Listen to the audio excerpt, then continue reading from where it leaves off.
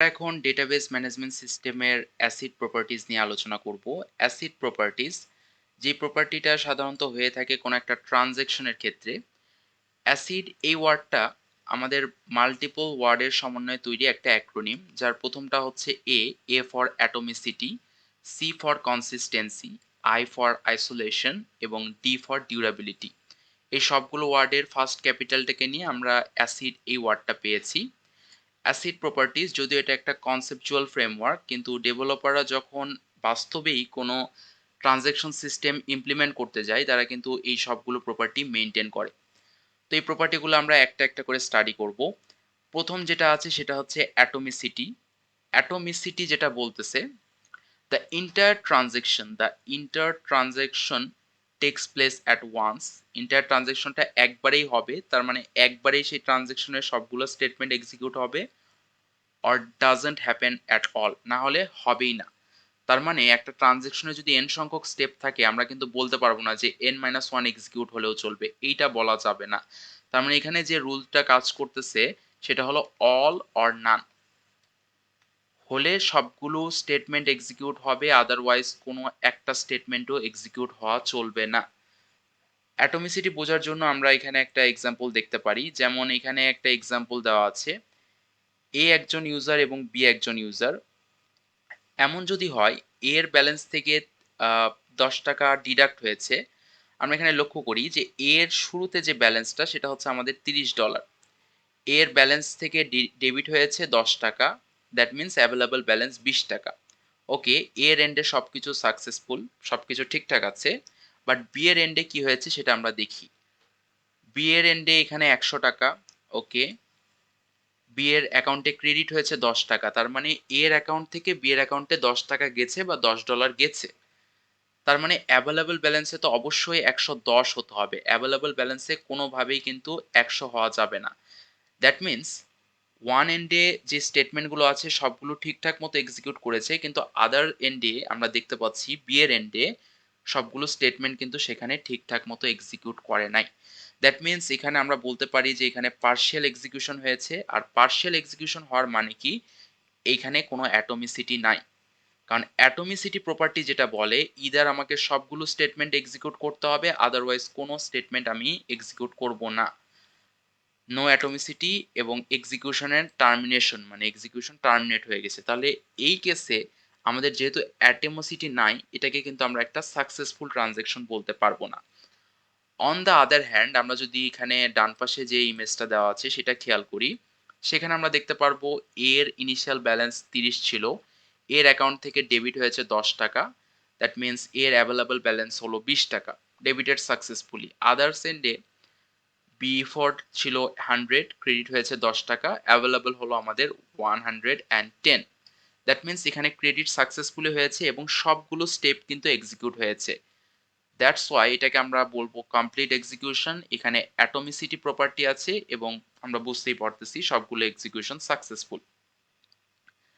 এটা হলো অ্যাটমিসিটি প্রপার্টি। এরপর আমরা যদি কনসিস্টেন্সি প্রপার্টি নিয়ে আলোচনা করি, কনসিস্টেন্সি প্রপার্টি যেটা বলে, the database must be consistent before and after the transaction, মানে ট্রানজেকশনের আগে এবং ট্রানজেকশনের পরে আমাদের ডাটাবেসকে কনসিস্টেন্ট থাকতে হবে। আমরা যদি একটা এক্সাম্পলের কথা বলি, কনসিস্টেন্সি, তো ধরে নেওয়া যাক আমি এখানে একটা ট্রানজেকশন এক্সিকিউট করব, ট্রানজেকশনটা হলো টি। প্রথমে আমি ধরে নিই এ এর অ্যাকাউন্ট থেকে বি এর অ্যাকাউন্টে আমি কিছু টাকা পাঠাবো। প্রথমে আমাকে এ এর অ্যাকাউন্টটা রিড করতে হবে, এটা আমাদের প্রথম স্টেপ ট্রানজেকশনের, রিড এ। দেন ধরে নেওয়া যাক এ এর অ্যাকাউন্ট থেকে আমি আমি ইনিশিয়ালি আগে অ্যাজিউম করিনি এ এর অ্যাকাউন্টে আছে 100 টাকা, বি এর অ্যাকাউন্টে আছে আমাদের 500 টাকা। দ্যাট মিনস এখানে যদি আমি একটা টোটাল ব্যালেন্স ক্যালকুলেট করি, টোটাল ব্যালেন্স যেটা হবে, total balance will be 100 plus 500। এ এর কাছে আছে 100, বি এর কাছে আছে 500, 100 এবং 500 যোগ করে আমরা পাই 600। প্রথমে আমরা এ এর ব্যালেন্সটাকে রিড করলাম, সেই ব্যালেন্স থেকে আমি 50 টাকা ডিডাক্ট করলাম। দ্যাট মিনস এর ব্যালেন্স অবশ্যই চেঞ্জ এসেছে, সেটাকে আমি রাইট করব। রাইট করে প্রথমে আমাদের র্যামে স্টোর করব, রাইট এ। এবং একইভাবে বি এর এন্ডেও আমাকে কাজটা করতে হবে। বি এর এন্ডে প্রথমে আমি ব্যালেন্স রিড করব।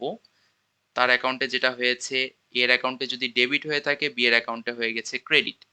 তাহলে বি এর অ্যাকাউন্টে যদি ক্রেডিট হয়ে থাকে, আমাকে যেটা করতে হবে, B is equals to B এর যে এক্সিস্টিং ব্যালেন্স তার সাথে 50 অ্যাড করতে হবে। 50 অ্যাড করলে আমরা বি এর নতুন ব্যালেন্স পাবো এবং নতুন ব্যালেন্সটাকে আমাদের প্রাইমারি মেমোরিতে রাইট করতে হবে। এবং ট্রানজ্যাকশনের রেজাল্টটাকে পার্মানেন্টলি স্টোর করার জন্য আমরা কমিট এই কাজটা করব, এই স্টেটমেন্টটাকে এক্সিকিউট করব। এখন সবগুলো স্টেটমেন্ট যদি ঠিকভাবে এক্সিকিউট হয়ে থাকে ১ থেকে শুরু করে আমাদের ৭ পর্যন্ত, তাহলে আমরা বলতে পারি যে হ্যাঁ, আমাদের ট্রানজ্যাকশনের ক্ষেত্রে অ্যাটমিসিটি আছে।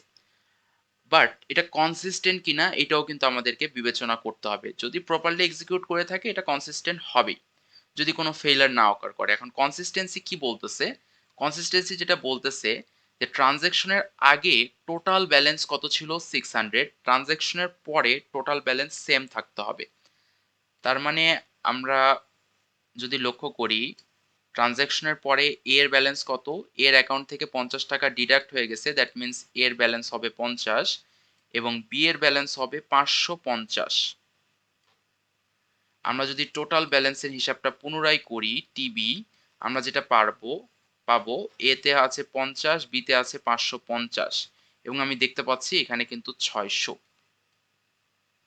তার মানে এখানে যেটা হয়েছে, আমাদের প্রিভিয়াস যে ব্যালেন্স ট্রানজ্যাকশনের আগে এবং ট্রানজ্যাকশনের পরে যে ব্যালেন্স দুটোই সেম আছে। এই জিনিসটাকে বলা হচ্ছে ডেটাবেজের কনসিস্টেন্সি। আগে যা ছিল, আগে যে পরিমাণ টোটাল অ্যামাউন্ট ছিল, পরে যে পরিমাণ টোটাল অ্যামাউন্ট ছিল, দুটো সেম। এখানে যদি কোনো কারণে আমাদের ইন কেস এই ৫ নাম্বার স্টেটমেন্টটা যদি এক্সিকিউট না করতো, তখন কিন্তু এখানে মিসম্যাচ হতো আমাদের আগের ব্যালেন্স এবং পরের ব্যালেন্সে। তার মানে সবগুলো স্টেটমেন্ট যদি ঠিকঠাক মতো এক্সিকিউট করে থাকে, আমাদের এখানে ট্রানজ্যাকশনের ভেতরে কনসিস্টেন্সি এই প্রপার্টিটা মেইনটেইন হবে। আমরা কনসিস্টেন্সি বুঝলাম। কনসিস্টেন্সি বোঝার পরে আমাদেরকে নেক্সট যেটাতে যেতে হবে সেটা হলো আইসোলেশন। আইসোলেশন যেটা বলতেছে, মাল্টিপল ট্রানজ্যাকশন অকার ইন্ডিপেন্ডেন্টলি উইদাউট ইন্টারফিয়ারেন্স।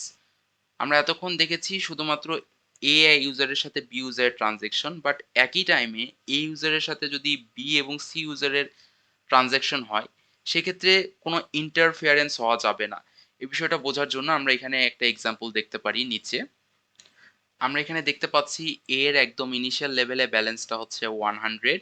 প্রথমে সে বির অ্যাকাউন্টে কিছু টাকা ডেবিট করেছে, সেটা হলো আমাদের 20 টাকা এবং তাতে করে তার ব্যালেন্স হয়েছে 80 টাকা। প্রথমে সে কি করেছে? প্রথমে সে বি এর অ্যাকাউন্টে টাকাটা ডেবিট করেছে এবং বিও কিন্তু ঠিকমতো টাকাটা রিসিভ করতে পারছে।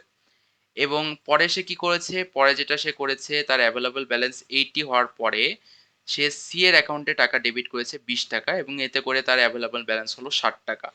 তো এট এ টাইমে একটা মানে ট্রানজ্যাকশন যখন হচ্ছে, সে কিন্তু একই সাথে বি ইউজারের কাছেও টাকা সেন্ড করতেছে, সি ইউজারের কাছেও টাকা সেন্ড করতেছে এবং ইন্ডিপেন্ডেন্টলি টি1 এক্সিকিউট করতেছে, টি2 এক্সিকিউট করতেছে এবং দুটো এক্সিকিউট করার সময় একটা অন্যটার উপরে কিন্তু কোনো ইন্টারফেয়ারেন্স তৈরি করতেছে না। যেমন সি যখন ট্রানজ্যাকশন করতেছে, তখন সে দেখতেছে যে হ্যাঁ, এ এর কাছে ব্যালেন্স আছে 80, সেই 80 থেকে সে 20 টাকা দিচ্ছে। তার মানে সে 80 রিড করতেছে। কেন সে 80 রিড করবে? কারণ ১০০ থেকে অলরেডি 20 টাকা কিন্তু ১ম এ বি ইউজারকে দিয়ে দেওয়া হয়েছে। বি যখন রিড করবে সে কত রিড করেছে? সে রিড করেছে ১০০। এর কাছে ১০০, ১০০ থেকে 20 টাকা বি ইউজারের কাছে গেছে। এবং এটার আরেকটা এক্সাম্পল আমরা এভাবে চিন্তা করতে পারি, যখন আমরা কোনো একটা বুকিং সাইটে টিকেট বুকিং দিই, ধরে নেওয়া যাক কোনো একজন ইউজার বাসের A1 সিটটাকে বুক দিয়েছে। তো এই বুকিংটা কমপ্লিট না হওয়া পর্যন্ত অন্য ইউজারের বুকিং কিন্তু কোনোভাবে হবে না। ইউজার ১ বুক দিল, এটা ঠিক আছে এবং এট এ টাইমে যদি ইউজার ২ এই সেম সিটটাকে বুক দিতে আসে, তখন যেটা দেখা যাবে ২ এর ২ নাম্বার যে ইউজার তার বুকিংটা ফেইলড হয়ে গেছে। তার মানে কি? তার মানে আইসোলেশন ১ম ট্রান্সেকশনটা যখন হয়েছে সেটা ঠিকভাবে হবে এবং ওই এট এ টাইমে ২ নাম্বার যেটা সেটা হতে পারবে না। এখানে আমরা সেম একটা এক্সাম্পল দেখতেছি। ১ম এ বি কে টাকাটা ডেবিট করা হয়েছে, দেন সি এর দিকে টাকাটা ডেবিট হয়েছে। তারপরে যে পয়েন্টটা আসে সেটা হচ্ছে আমাদের ডিউরাবিলিটি। ডিউরাবিলিটি যেটা বলে, ডিউরাবিলিটি যদি আমরা এখানে দেখি, এখানে বলা হচ্ছে the changes of successful transaction occurs even if the system failure occurs. যেমন এটা যদি আমরা একটু বুঝতে চাই, এখানে বলা আছে durability ensures that once a transaction is successfully completed, the data is permanently saved in the database। তার মানে একটা ট্রানজ্যাকশন সাকসেসফুলি কমপ্লিট হওয়ার সাথে সাথে সেই ট্রানজ্যাকশনের যে আউটকামটা সেটা কিন্তু ডেটাবেজে সেভ হয়েছে। এটা আমরা কিভাবে সেভ করি? এটা আমরা সেভ করি কমিট কমান্ডের মাধ্যমে। আমরা ডেটাবেজে ডেটাকে সেভ করে ফেলেছি এবং তারপরেও যদি কোনো কারণে আমাদের সিস্টেম ক্র্যাশ করে, তো তার জন্য একটা রিকভারি মেকানিজম থাকতে হবে। এখানে আরো কিছু বলা আছে যে এরকম ইফ ডেটা ইজ লস্ট, যদি আমাদের ডেটা হারিয়ে যায়, তাহলে একটা রেসপন্সিবল জিনিস হলো রিকভারি ম্যানেজার। রিকভারি ম্যানেজার কি করবে? সেই হারিয়ে যাওয়া ডেটাটাকে আমাদের রিস্টোর করবে। তার মানে ডেটাবেজে পার্মানেন্টলি আমি কোনো ডেটা স্টোর করলাম, তারপরেও যদি সেটা হারিয়ে যায়, সেটা পুনরুদ্ধারের একটা মেকানিজম থাকতে হবে। এজন্য এখানে বলা হয়েছে this means the data remains intact even if the system ক্র্যাশেস। System crash হওয়ার পরও অবশ্যই সেখানে একটা রিকভারি মেকানিজম থাকবে এবং রিকভারি মেকানিজম থাকার কারণে আমাদের কি ডেটাটা ইনট্যাক্ট হবে।